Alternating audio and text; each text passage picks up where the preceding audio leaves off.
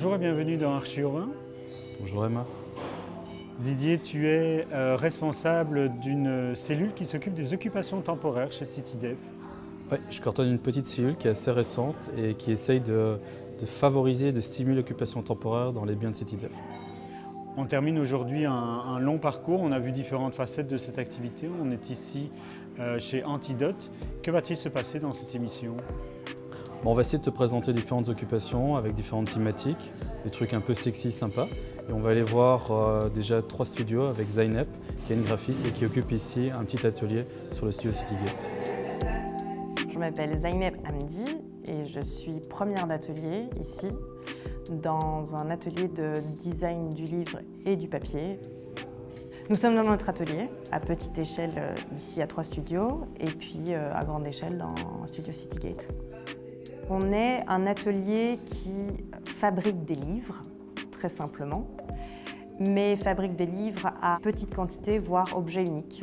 Et on a toute une partie aussi qui est ce qu'on appelle le cartonnage, donc fabrication de tout objet papier ou carton. Donc des boîtes à bijoux, des menus de restaurant, des boîtes de conservation.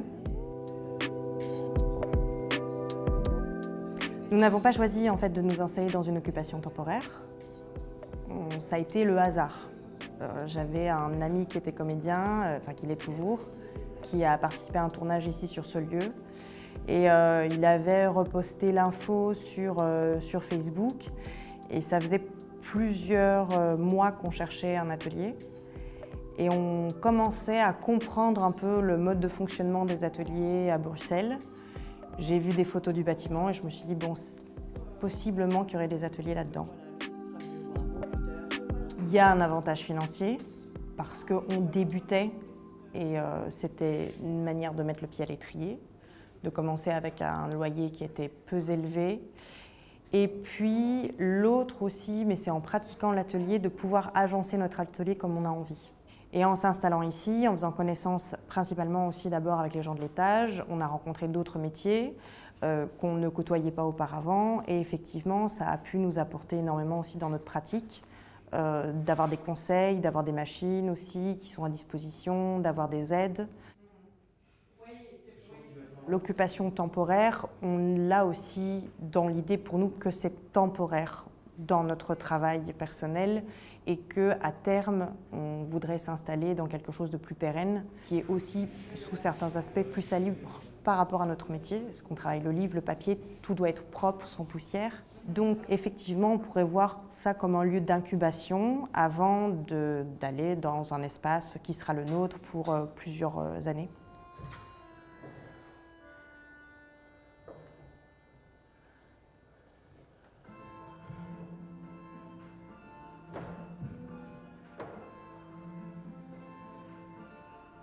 Quand j'ai lancé l'espace catastrophe dans les glacières de Saint-Gilles, c'est parce que j'avais fait le tour de toutes les communes pour essayer de trouver une commune qui voudrait accueillir un lieu d'accueil, d'échange, d'entraînement, de formation, de création, de représentation, inspiré des arts du cirque et destiné aux artistes professionnels.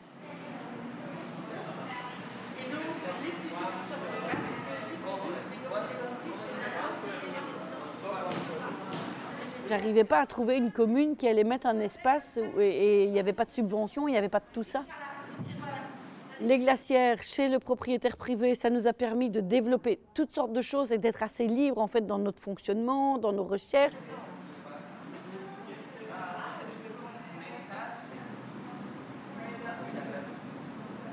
Puis il y a eu ce grand projet à Kuckelberg, où normalement on aurait dû nous construire le lieu idéal. Les pelleteuses allaient arriver, puis il y a eu un changement de majorité et on s'est fait dégommer, mais comme des malpropres. Ça va, c'est bien ici, hein, on vous dérange un petit peu.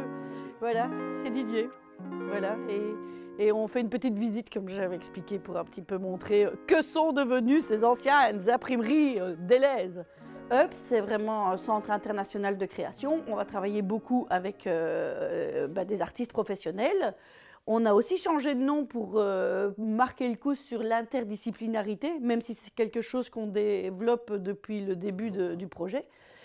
Mais bon, il a d'abord fallu faire reconnaître le cirque, œuvrer, puisque en 95, quand on parlait cirque, on pensait foire au boudin, animation dans les quartiers et animation pour les enfants. Donc pendant quand même 27 ans, on a essayé de contribuer au développement et à la reconnaissance du cirque comme un art à part entière, même si on a toujours mélangé cirque, danse, théâtre, etc. Mais en déménageant, c'était aussi le moment maintenant que les gens ont un petit peu mieux perçu ce qu'était le cirque et toutes ses facettes et ses possibilités. On a rebaptisé UP, Circus and Performing Arts. Ok, pour le moment on est là. Ça nous permet, dans cet espace de tous les possibles, c'est parce qu'on l'appelle un peu comme ça, de tout essayer, de voir c'est quoi notre relation avec le voisinage, c'est quoi notre place dans la commune, c'est quoi le tissu associatif, c'est qui nos voisins, comment ça fonctionne, qu'est-ce qu'on propose, qu'est-ce qui fonctionne pas. Même si moi je suis très impatiente, je me disais chaque fois ils sont là et par exemple en avril on avait mis la piste d'entraînement en extérieur. Ils sont là, ils regardent, on leur dit mais venez. Mais alors ils restent un peu... Mais petit à petit, moi j'ai fait un peu de trottoir, là je fais du racolage, je les fais venir. Non mais je pense en fait que, et je suis presque sûre de ça, c'est que comme l'esplanade, quand c'était des lèzes en fait, même s'il se passait des choses, ils n'étaient pas invités. Pour accueillir les compagnies en résidence, on n'a pas pour le moment d'espace qui a la hauteur nécessaire. Donc cet espace qui initialement était prévu pour des entraînements, on est en train de le transformer en espace de résidence et donc on a juste, mais c'est pas, voilà, on peut juste pour le moment, voilà, isoler au niveau visuel mais pas au niveau sonore.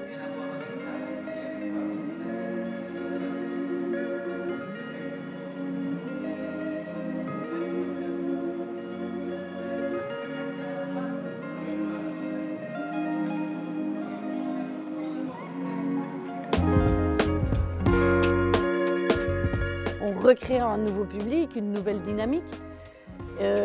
Si on travaille sur les chapiteaux, il n'y a pas de lieu, il n'y a pas d'espace où on peut mettre des chapiteaux de cirque contemporain à Bruxelles, où ils sont très très rares et c'est pas pérenne.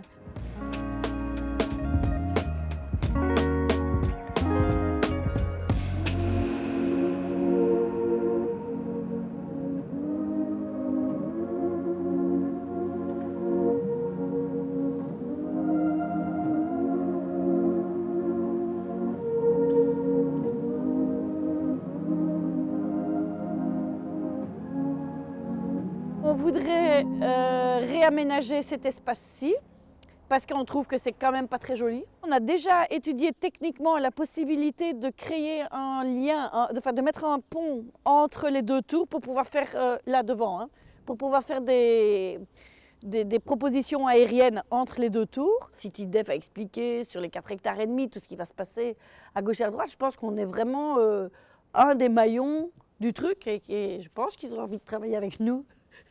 J'espère en tout cas. Ici, pour être plus précis encore, on est chez Rotor Déconstruction. Okay. Donc Rotor DC, qui est la coopérative de Rotor qui s'occupe de tout ce qui est vraiment faire bouger des matériaux. Donc très concrètement, comme on le voit ici, c'est la partie où on fait les chantiers, on ramène les matériaux, on les traite, on les reconditionne et on les met en vente dans notre magasin ici. On occupe de mémoire pour l'instant. En intérieur, on a autour de 2000 et en extérieur, il y a encore au moins 2 ou 3000. Mais bon, en extérieur, on n'utilise pas tout. Et je peux peut-être me tromper, mais j'ai l'impression que vous avez toujours été localisé dans des occupations temporaires. Est-ce que vous trouvez une certaine logique, une envie? Est-ce que ça rentre en principe dans la philosophie de votre projet, de votre ASBL? Sûrement pas. Non, notre objectif, c'est d'avoir un lieu pérenne. Okay. Parce que vous l'imaginez, on va peut-être se passer voir les stocks tantôt, c'est un sacré bazar à bouger. Et puis bouger un magasin, c'est aussi pour la clientèle, c'est quand même pas du tout... Enfin, c'est pas super, quoi. Il faut à chaque fois recommuniquer, il faut faire revenir les gens. Mais par contre, c'est une réalité, étant donné le prix du mètre carré, étant donné le fait qu'on a une activité qui... Alors même si c'est très... dans l'air du temps, qu'on parle beaucoup de réutilisation, etc., il faut quand même arriver à la payer et ça reste un challenge de tous les jours d'arriver à avoir une activité rentable dans les conditions dans lesquelles on est. Et alors le profil, c'est parce que j'imagine que ce n'est pas des sociétés qui créent, sociétés immobilières, c'est qui le profil de nos clients? De le client, c'est la personne qui rénove son appartement, sa maison, ou alors c'est à peu près, jusqu'à 2 ans, c'était à peu près moitié-moitié professionnel particulier. Avec le Covid, on a de plus en plus de particuliers. Ici en bas, on est dans l'entrée du magasin. Et l'espace extérieur, pour nous, est super important parce que, comme on le voit ici, c'est un espace pour nous de showroom extérieur, pour tous les matériaux inertes, et qui, du coup, sont aussi des espaces qui coûtent beaucoup moins cher que des mètres carrés bâtis. C'est important aussi pour la logistique. Voilà, dès qu'on a un camion qui arrive qui doit être déchargé, rechargé, il y a des espaces de traitement de l'autre côté des racks qu'on voit là-bas. Et après, la configuration est quand même assez particulière, côté une tour de logement assez imposante. Oui. On n'a pas une activité très bruyante, donc c'est pas dérangeant du tout. On est dans des horaires de bureau aussi, donc on n'est pas dans des horaires industriels, on va dire. On n'est pas en poste ou en shift de 8.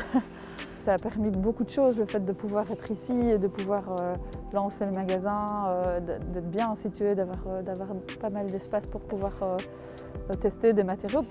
Mais c'est quand même, je pense, important qu'on réfléchisse aux dynamiques urbaines. Donc il y a quand même des choses à réfléchir sur le long terme, sur ce qu'on veut pour la ville, sur ce qu'on veut comme activité et sur le coût des loyers et sur le coût du foncier.